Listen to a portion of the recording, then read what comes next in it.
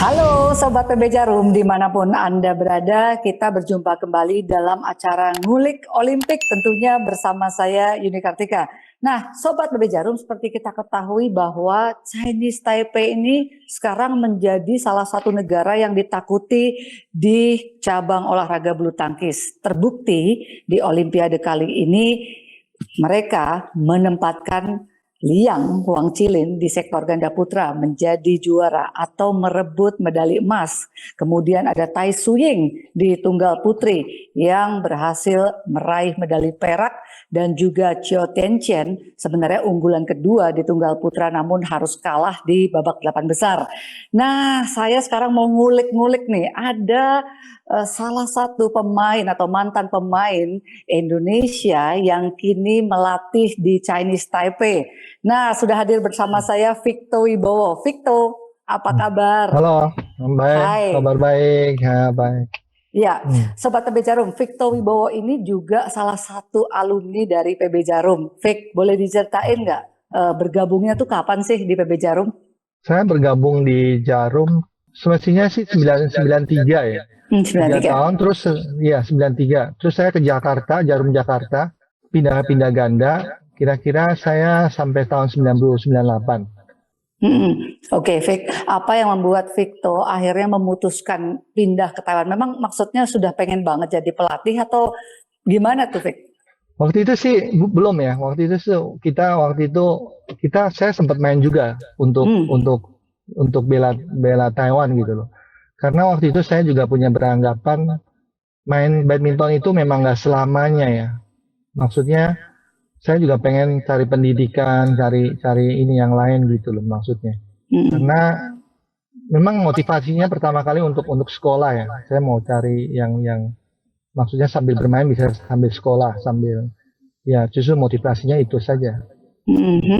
Jadi waktu di Taiwan ini tidak langsung jadi pelatih, tapi main sambil sekolah. Itu di mana tempatnya begitu, Victor? Waktu itu saya masuk, waktu pertama kali saya diundang untuk ini Cooperative Bank. Waktu itu saya Cooperative Bank kebetulan cari pemain ganda waktu itu. Waktu itu saya tuh coba-coba lah. Saya coba-coba ke Taipei itu. Tapi karena mungkin saya memang cocok ya, makanannya, foodnya, saya merasa nyaman gitu loh. Dan itu saya sekalian jadi pemain tuh.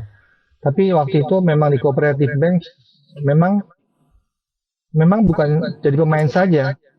Selain jadi pemain, saya juga dirangkap menjadi pelatih. Maksudnya membantu menjadi pelatih gitu. Tapi karena saya rasa lama-lama saya ada timbul pengen gitu loh. Kayaknya menarik juga gitu jadi pelatih gitu. Karena kalau memang pelatih dan pemain itu nggak sama ya.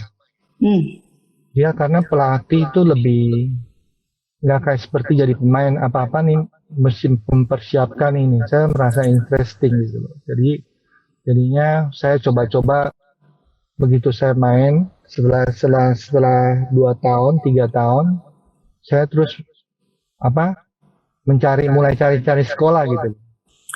Saya cari sekolah yang bisa ini, yang ada sarananya, yang bisa untuk mengembangkan pemain-pemain gitu. Jadinya saya mulai lari ke arahnya. Kalau saya jadi pelatih, saya berpikir saya bisa sambil belajar gitu loh. Saya bisa sambil sekolah. Ya itu mungkin pertama motivasinya ya. Iya.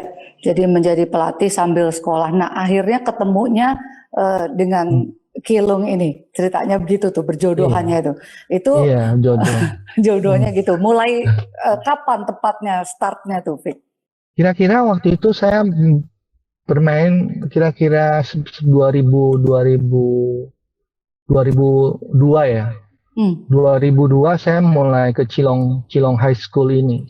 Kebetulan mereka waktu itu sebenarnya belum ada cabang ekstrakurikuler cabang badminton ini ya. Tapi saya merasa sarananya maksudnya ada lapangan bulu tangkis gitu loh. Tapi yang lainnya masih kurang. Tapi saya rasa saya mencari pemain dulu waktu itu karena di sini sistemnya nggak kayak di Indonesia. Kamu jadi pelatih di sini pokoknya sekolahan school tuh menyediakan cuma lapangan gitu. Oke. Selainnya terserah kamu mesti Cari sendiri deh ya berpikir begitu sendiri. ya. Iya. Jadi Iya. mulainya seperti itu ya. Sebenarnya nggak gampang Iya. juga ya Vic buat Victo gitu awalnya. Oh iya. Nah terus Iya, gimana Vic akhirnya bisa jadi banyak gitu yang ikut nih ceritanya? mulainya sih saya cuma 8 pemain ya. Karena saya waktu itu aja karena belum ada, maksudnya sekolahan saya belum ada nama, masih nggak ada yang mau datang gitu loh. Tapi karena mungkin saya lebih berusaha gitu, maksudnya mendekatkan orang tua. Karena kalau saya lihat pemain yang bakat, saya saya bikin PR gitu loh. Saya catetin satu-satu, misalnya namanya siapa gitu loh. Dari misalnya dari umur 13 tahun itu saya mulai, setiap pertandingan saya mulai datengin. Jadinya saya mulai bikin PR gitu. Oh, saya tahu ini, namanya ini. Kalau misalnya lagi pertandingan ada orang tua murid gitu ya, saya tahu, wah itu orang tua muridnya si ini. Misalnya si B, oh orang tua muridnya si ini, yang itu. Jadi mulai saya pertama-tama saya cuma berpikiran waktu itu pertama mendirikan, kalau tahun pertama tahun kedua saya ada prestasi, pasti banyak yang datang. Benar Waktu itu. itu saya cari, iya. Waktu itu saya cari juga jangan cari yang nggak asal-asalan gitu. Maksudnya bisa bermain, agak bisa bermain aja kita latih, pasti bisa gitu loh. Kalau kita ada potensi, misalnya anaknya ada potensi, anaknya mau kita alihkan ke sini, saya maksudnya yakin gitu. Makanya waktu tahun pertama saya cuma 7 anak.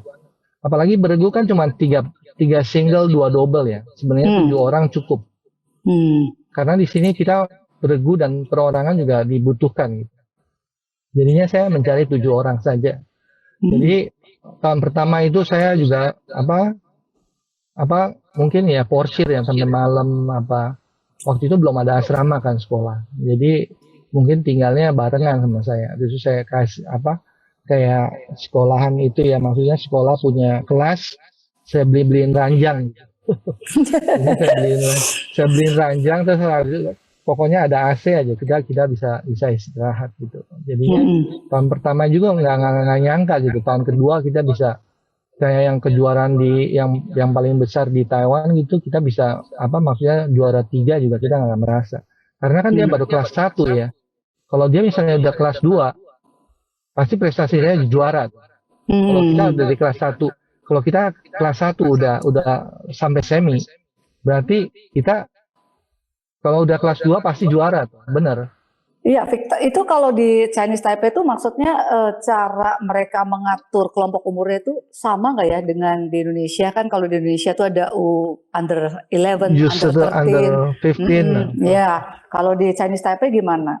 Kalau di sini per sekolahan, maksudnya SMP per SMP dan per SMA. Tapi memang kita mempunyai, karena internasional punya under 13, 15 kan 17, 19 dong. Jadi sama. Kalau untuk kejuaraan tertentu sekarang sama gitu. Dia memang ada kelasnya. Kalau untuk under 15 itu dia juga punya kejuaraan sendiri. Tapi yang bergengsi di sini kejuaraan per SMA dan SMP gitu. Kenapa dibilang bergengsi?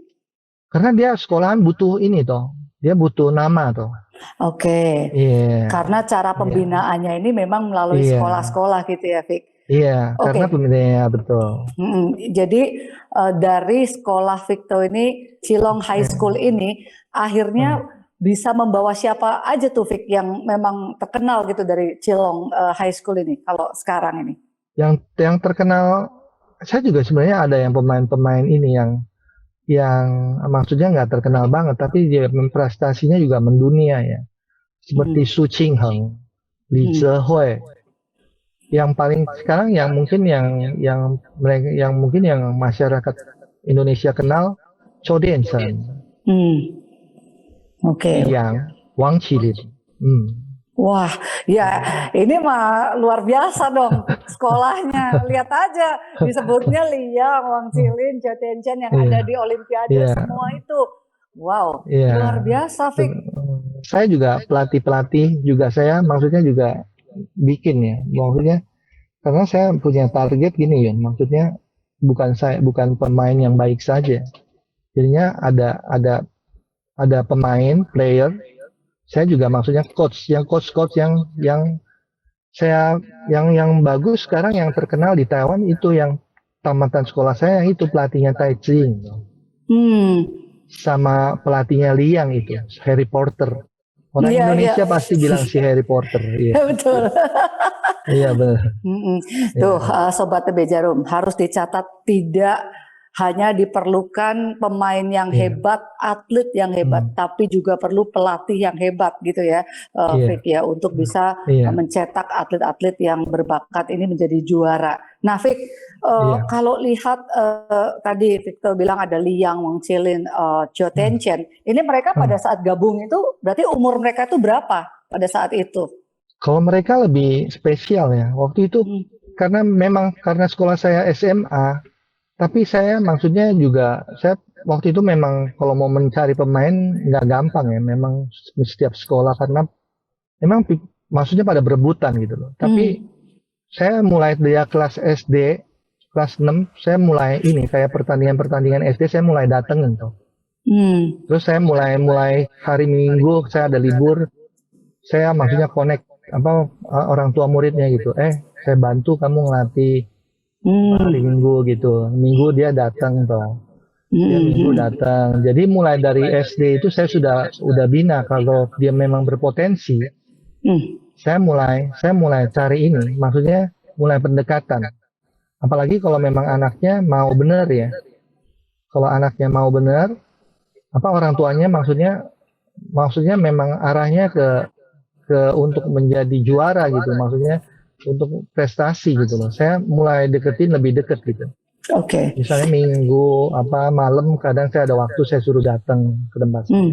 Gitu. Oke, Vic, mau nanya, ini kan sebenarnya kalau Chinese Taipei boleh dibilang sekarang sudah mulai merata lah kekuatannya. Sebenarnya tuh kalau sistem latihan di sana tuh kayak gimana, Vic? Apakah sekolah tuh harus utama dulu, kemudian baru latihan, atau gimana tuh, Vic? Ya istilahnya di sini sama saya kayak Singapura ya. Dia memang sekolah nggak boleh dilepas gitu Yun. Dia mesti sama sekolah dulu Yun. Sekolah, jadinya kita programnya sekolah kita mesti, makanya saya setiap hari jam 5 udah bangun. Kira-kira jam 5, jam setengah 6 lah paling lambat. Karena jam 6 kita udah mulai training tuh. Jam 6 itu mereka fisik sampai jam 7, 10. Terus istirahat, makan pagi, kira-kira jam 8 sekolah sampai jam 2 siang. Jam setengah 3 latihan sampai malam gitu. Jadi sekolahnya tuh tengah-tengah. Jadi sekolah juga mereka disiplin gitu. Ya, artinya bentar Vic, pengen penasaran. Ini sekolah biasa atau sekolah atlet khusus begitu? Sekolah atlet. Kalau kayak gini sekolah tipan dong. Maksudnya dia benar atlet. Maksudnya tapi mata pelajarannya maksudnya dari sekolah biasa lebih ringan dikit, tapi nggak ringan sama sekali gitu. Iya. Sama saja gitu. Karena ada matematika, ada IPS, ada IPA, semuanya tuh sama seperti Indonesia gitu. Sama. Jadi memang sekolah ini bagi Chinese Taipei penting, tapi pertanyaanku, Vic, apakah faktor anak-anak bersekolah di Chinese Taipei ini pengaruh nggak sih di lapangan sebenarnya? Ya pengaruh. Saya pernah ada anak yang maksudnya orang tua muridnya, biarpun dia bagus, anak muridnya maksudnya orang tua muridnya pengen dia belajar gitu. Jadi kalau ada event-event yang penting kadang nggak dikasih berangkat, repot kitanya. Kita ngelatih udah maksudnya karena mungkin ada bentrok, kadang ada yang bentrok sama ujian, ada yang bentrok sama yang sekolahnya penting, yang mata pelajarannya penting. Jadinya kadang iya susah juga sama. Oke.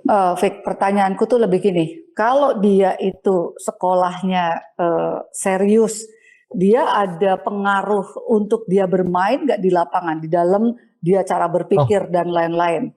Ada. Karena badminton ini ya, Yun ya. Maksudnya dia sekalian, maksudnya bukan cuma teknik, fisik, IQ juga IQ juga maksudnya apa Diperlukan penting gitu. gitu ya. Iya. Karena badminton mata cabang yang menggunakan bola, kalau kita teliti dari ini, dia banyak unsur yang menggunakan teknik gitu. Nggak kayak lari jarak jauh ya.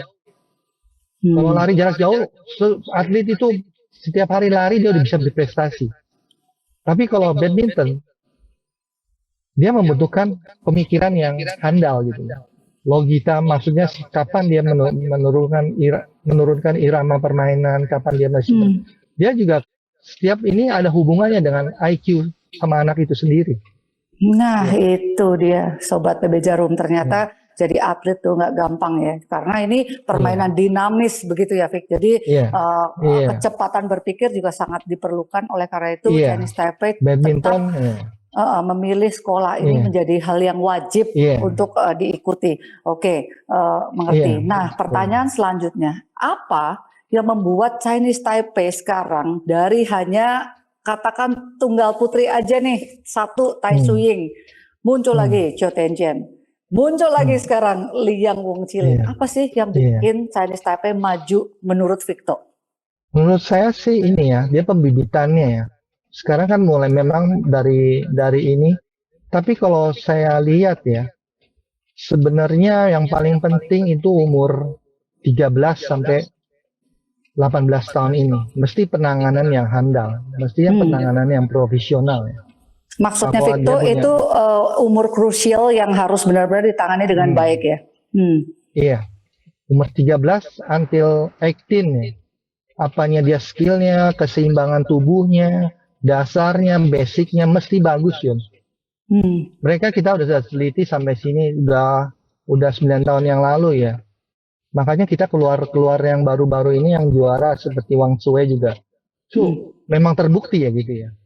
Karena kita memang di unsur ini dari SMP SMA ini kita mencari pelatih juga seminar pelatih kita gencarkan gitu loh. Jadinya mereka pelatih semakin ini umur yang sekira-kira anak itu sekira segitu. Jadinya untuk 20 tahun ke atas dia bisa mateng gitu. Banyak pemain yang udah sampai mau top dia nggak bisa maju lagi, dia udah mentok gitu. Tapi ibaratnya gini ya. Kalau gedong ya, kalau building ya, kita buat fondasinya bagus, dasarnya bagus. Misalnya kita bangun tingkat 5. Tapi begitu dia maksudnya kita udah punya uang lagi gitu. Kita bisa bikin lagi sampai tingkat 6, tingkat 7. Masih bisa gitu. Tapi kalau fondasinya kurang, dia akan nggak bisa gitu kita bangun lagi ke atas gitu. Ya seperti itu.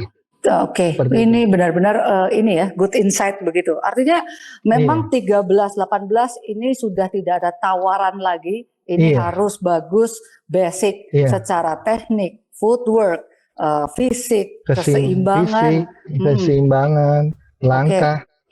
Ya, karena nanti di usia 18 ke sana ditambahin dan lain-lain mereka sudah kuat gitu ya. Oke, Vic, jadi memang seperti Victor katakan 13 sampai 18 tahun ini golden age lah ya untuk dibentuk pondasinya. Ini sudah dibuktikan di Chinese Taipei bahwa ini ilmiah sudah dibuktikan begitu, Vic. Iya, betul.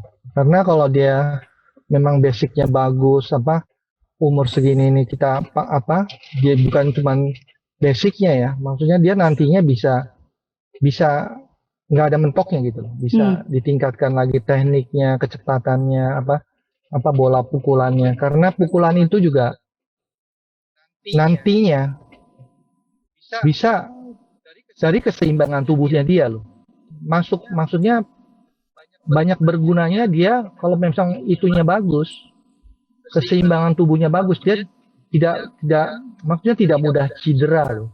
Oke. Oh, ini menarik nih.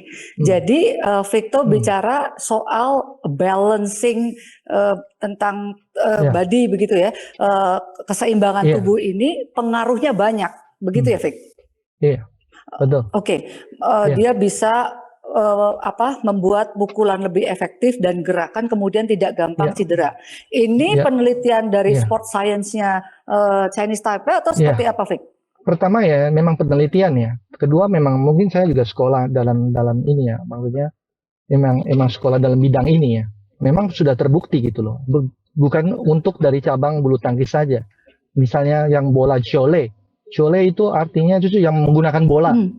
Seperti tenis, volleyball, tenis, basket, sudah terbukti semua ini. Ya. Fik, jadi memang sekarang badminton ini sudah rada lebih lebar lagi lingkupnya, nggak cuma kecepatan, nggak cuma kekuatan, ada satu lagi yang namanya keseimbangan, balance. Saya kalau melihat video-video dari Victo itu, latihan-latihan itu latihannya juga bukan latihan yang biasa sih ya, Vic. Itu latihan juga melatih keseimbangan ya, Vic. Iya, apa explosive power ya, itu banyak orang yang mengerti ya. Kalau dia dari seumuran ini yang kita, maksudnya dari seumuran yang 12, 13 sampai 18 tahun, dia tahu gimana menggunakan tenaga. Kayak orang smash dong, misalnya smash. Banyak orang yang bilang, smash, setiap orang mungkin bisa ya, setiap atlet mungkin bisa ya. Tapi mungkin dia smashan timing yang pada saat timing mengeluarkan tenaga itu, tidak gampang gitu. Tapi kalau dia kita latih dari yang saya training itu, dia jelas kapan mau menggunakan tenaga itu. Jadi yang terbukti yang saya udah bina yang pemain putri juga gitu, dia tenaganya lain gitu, Yun. Maksudnya kayak Tai Chi, kamu lihat tuh, dia tenaganya lain dari kamu lihat dari pemain Thailand, dari pemain dia tenaga sendiri gitu, karena dia tahu kapan menggunakan tenaga. Pada saat pengayunan raket itu dia tahu menggunakan tenaganya kapan. Itu yang bisa diteliti. Jadi memang semakin kesini sport science-nya semakin baik begitu ya. Tadi saya tertarik Victo bilang Victo sempat sekolah. Itu artinya sekolah khusus olahraga atau gimana, Vic? Iya, memang mungkin.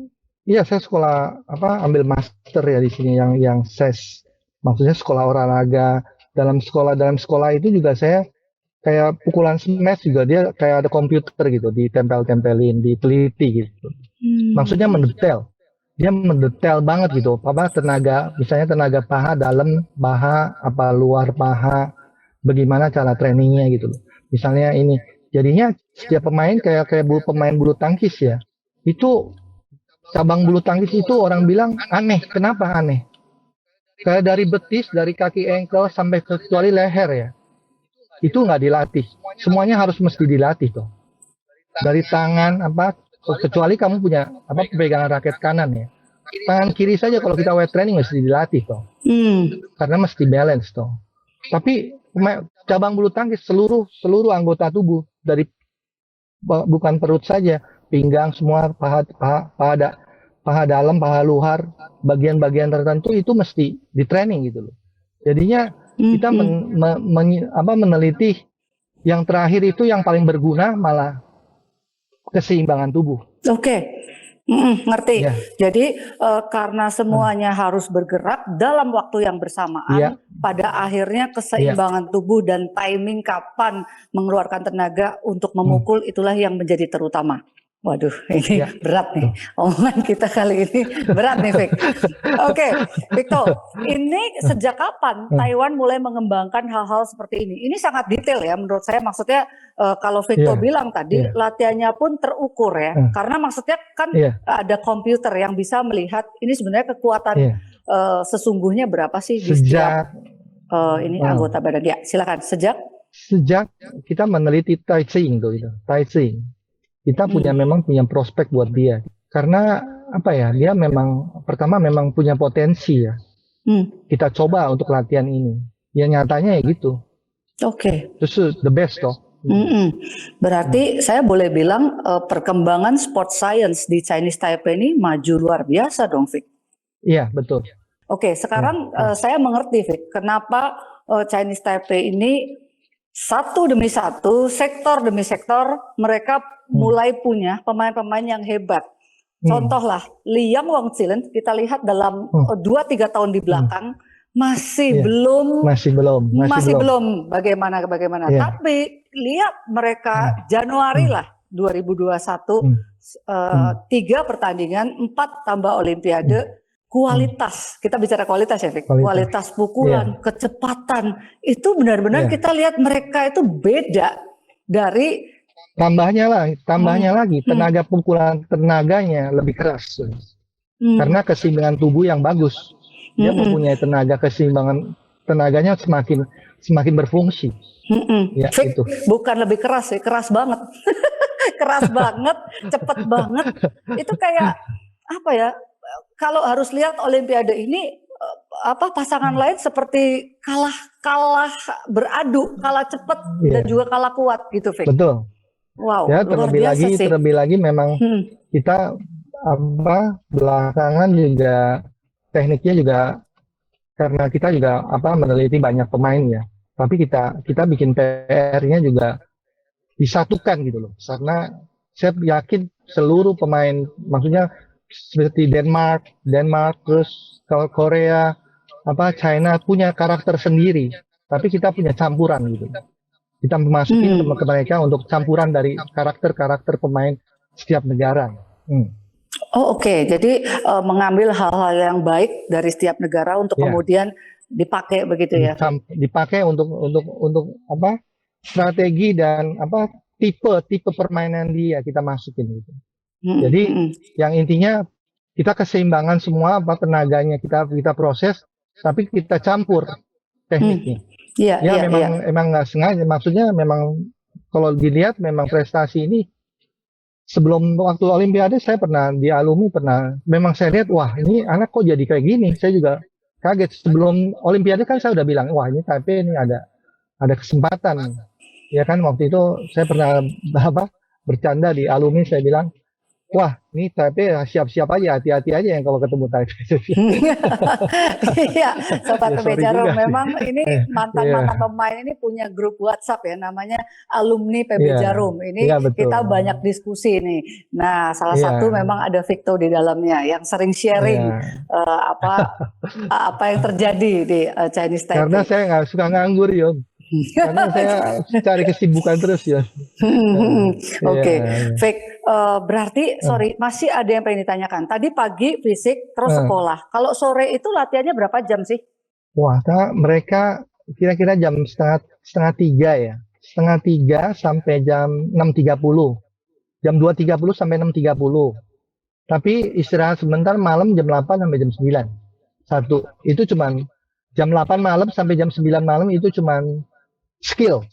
Kayak servis, bola depan, drop net, ya. Akurasi lah ya. Ya, akurasi, betul. Jadi itu setiap hari kayak gitu latihannya? Jam 8 sampai akurasi itu trainingnya seminggu 4 kali. Oke. Yang lain cuma 2.30 sampai 6.30. Tapi pagi udah fisik toh. Karena mereka jam 6 sudah fisik, jadi sore teknik. Fik, ada hari liburnya hari apa? Hari Sabtu doang, Sabtu saja. Minggu kita latihan ada training. Nah, liburnya Sabtu saja? Minggunya ada Sabtu training? Saja. Minggu ada training sore. Waduh. Ya, betul. Ini nih asik juga ya, Sobat PB Jarum. Kepoin nih, sekarang tuh Chinese Taipei tuh ngapain aja, dan ternyata kemajuannya juga sangat luar biasa. Oke, Fik, kalau pertanyaan saya adalah harapan Victo apa sih untuk tim bulu tangkis Indonesia? Ya mungkin yang saya lihat sih pemainnya bakatnya bagus-bagus ya, Ian. Karena Indonesia punya kelebihan gitu. Dia seperti sepak bola Brasil gitu. Dia punya bakat yang tidak dipunyai. Yang scan-scannya, bola tipunya itu yang nggak kita punya gitu. Yang kayak negara-negara lain tidak punya. Makanya kalau misalnya dengan keseimbangan tubuh yang dilatih basicnya bagus, hasilnya akan luar biasa. Iya. Indonesia tuh, Sobat PB Jarum, kata Coach Victo, punya bakat yang luar biasa, yang melebihi negara lain, unik, susah didapat, mungkin negara lain nggak punya begitu ya, Vic ya, pukulan-pukulan, trik-trik lah yang khas ala pemain Indonesia. Iya. Karena memang Ya. bulu tangkis ini kedepannya akan semakin dinamis ya pergerakannya. Semua Iya. negara juga sekarang mulai bagus pemain-pemainnya begitu ya. Jadi memang harus Iya. bersaing. Tapi punya keyakinan ya, Vic, bahwa Indonesia tetap akan menjadi negara bulu tangkis yang kuat, Yakin. gitu. Yakin, Yon. Yakin. Weh. Karena saya sampai sekarang belum pernah saya lihat Indonesia, maksudnya pemain pukulan Indonesia untuk melatih. Saya juga anak-anak di sini nggak begitu bisa. Ya, Itu Indonesia dia. memiliki keterampilan tersendiri lah. Ya, karakter Keterampilan dan bakat yang luar biasa. Oke, Iya. Victor, Iya. terima kasih sudah ngobrol sama kita Iya. di Ngulik Iya, Olimpik. Yuni. Sukses terus, Vic, buat Victor. Ya, Yon. Ya, Ya, sukses terima juga buat kasih. Yuni. Ya. Ya, seluruh teman-teman di Indonesia. Terima Iya. kasih. Iya. Iya, baik. Terima kasih Victor sudah ngobrol bareng kita hari ini. Sukses terus buat Victor di Chinese Taipei dan tentunya sukses juga bagi bulu tangkis Indonesia. Mudah-mudahan Olimpik mendatang kita juga bisa kembali meraih medali emas untuk Indonesia tercinta. Nah, Sobat PB Jarum, terima kasih banget sudah bareng kita di acara Ngulik Olimpik bersama saya Yuni Kartika. Tentunya kita akan ketemu lagi di event-event berikutnya. Dadah!